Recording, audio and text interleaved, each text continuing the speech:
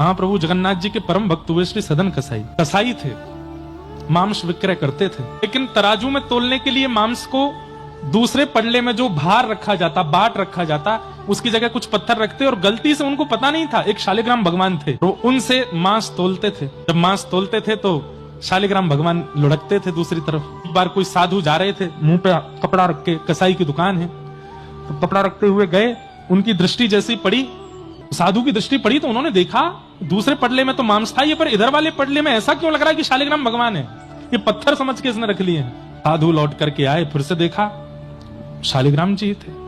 उन्होंने कही भैया भैया ओ भैया देवता, तुम जो कर रहे हो ना ये तो पाप है ही, पर उससे भी बड़ा महापाप तुम ये कर रहे हो कि तुमने दूसरे पडला में ठाकुर जी धरे हैं। सदन कसाई भले ही कसाई थे लेकिन हृदय से बड़े सरल थे।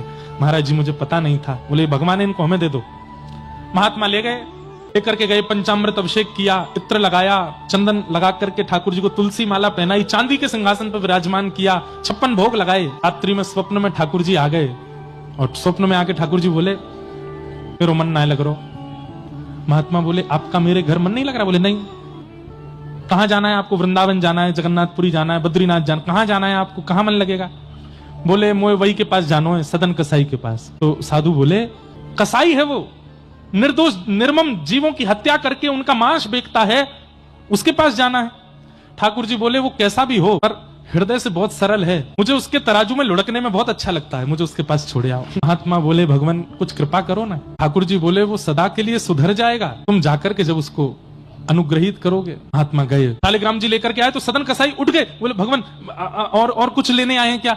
और कोई भी भगवान है क्या मेरे पास? बोले नहीं वो तो नहीं है, इनको वापस देने आए। बोले क्यों?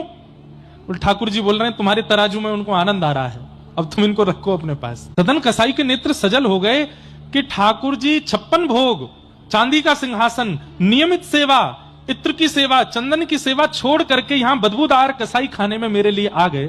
सब छोड़ करके मेरे लिए ठाकुर जी आ सकते हैं, तो क्या मैं ठाकुर जी के लिए दुष्कर्म नहीं छोड़ सकता? उसी समय अपनी दुकान बंद कर दी और आज के बाद मैं कसाई खाने में नहीं रहूंगा। राधे राधे तो लिख दिया करो।